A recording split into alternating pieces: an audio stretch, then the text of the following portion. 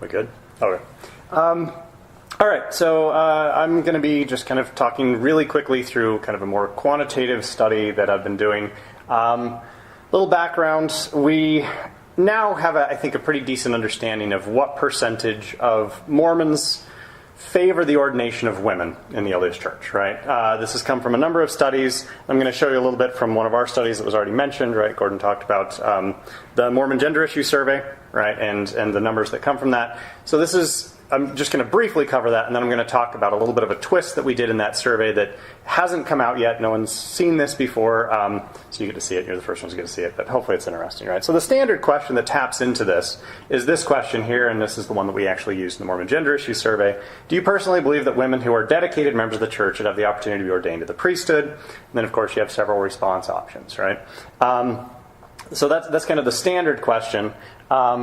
Our results from the Mormon Gender Issue Survey, we have two different surveys that we did. So there was a panel survey using Qualtrics that's supposed to be a nationally representative survey.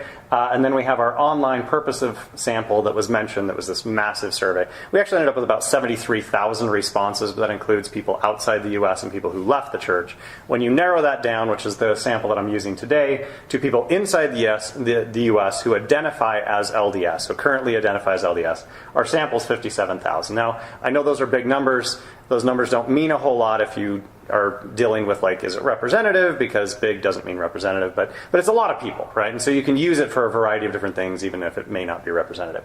Anyway, so from ours, and this is actually falls in line with the other people who have done this, from our survey, this is basically what you find, right? So there's a certain percentage you say, I don't know, right? I'm not going to answer that question. But if you look at the bottom, so this is the people who say yes, it's between 12, in ours, right, it's between 8 and 12% roughly, say, yes, I think women should be ordained, or a worthy member should be ordained, right? Now, one of the things that we did with that survey, and this is the primary reason why we did that survey, is we wanted to change the way that question is asked. A number of people had pointed out that this previous question, the standard question, doesn't reflect Mormon polity. It doesn't reflect the way that things change in the Mormon church. So part of the point of our study was actually to flip that around and say, well, what if the change comes from the top down? So this is, and I'm just kind of covering this, we've already published this in a paper. We flipped the question around and said, if the first presidency and the Quorum of the 12 Apostles were to receive a revelation allowing women to hold the priesthood, I would be, and then they had the option of saying, would they be strongly supportive, neither supportive or opposed, or strongly opposed, which frames the question differently, right? If it happens, how would you feel? And of course, we got very different responses, right? So suddenly it's like 70% say, yeah, I would absolutely support this, right? So it's all about question wording, how you want to word the question. So we found that, right? And that's been published. If you want the citation, right? Mike Nilsson and I published this.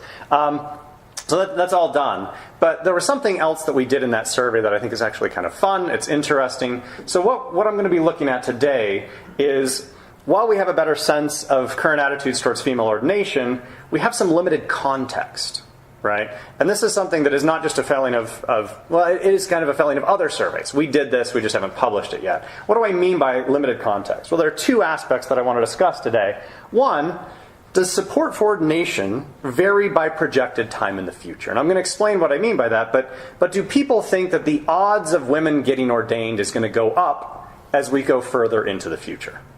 Right? So this is what people think today, but what about 10 years from now, or 20 years from now, or 50 years from now, or just at some point in the future, right? And then the other thing that we don't really have a good sense for is, how does support for ordination of women compare to other arguably low probability events? Right? And I'm going to explain what I mean by that, but we're going to be talking about some prophecies that we assume are going to happen in the LDS Church, right? So we've got some comparative stuff. So on the time thing, what are we looking at? Do these attitudes actually vary, right?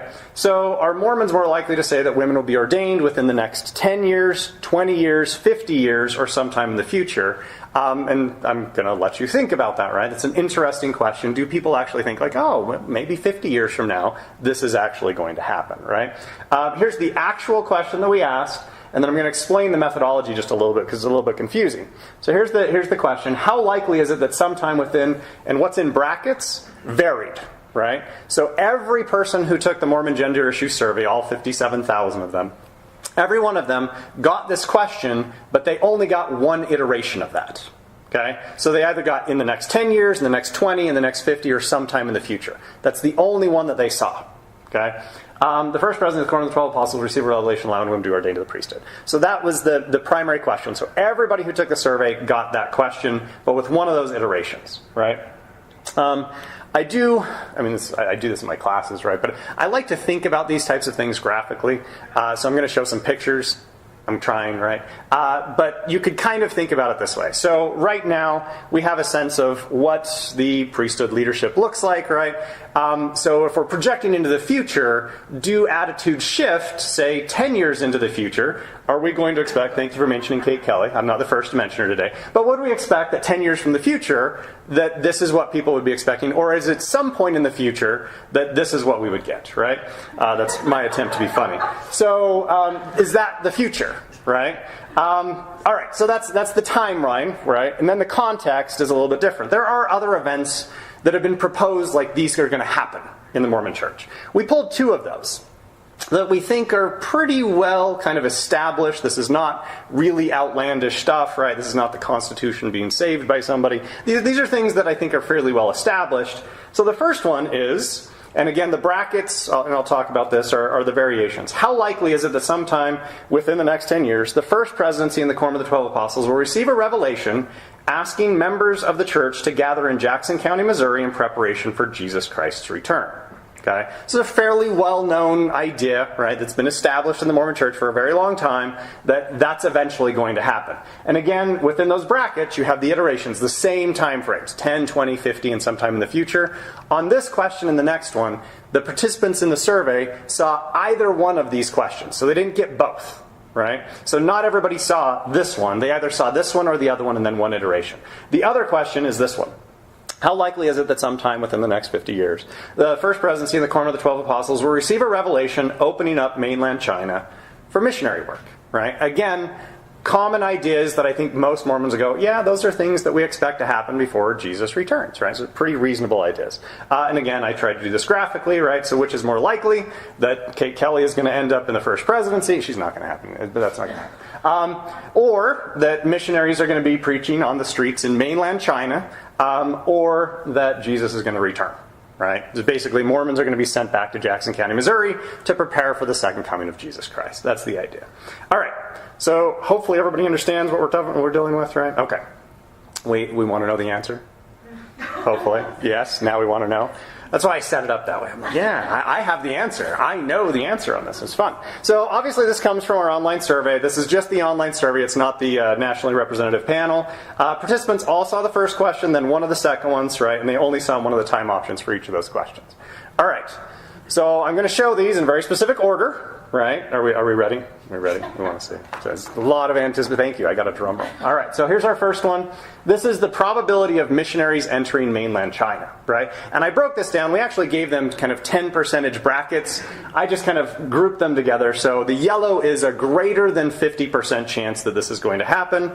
And then, of course, do I have a laser pointer here? This is 10 years, right? So furthest to the left for you is 10 years, 20 years, 50 years, and sometime in the future. And as you look at that, the Mormons in our sample are pretty convinced, right? So there's a greater than 50% chance that at some point in the future, it's like 74% are saying, yeah, at some point in the future, Mormon missionaries are going to enter mainland China, right?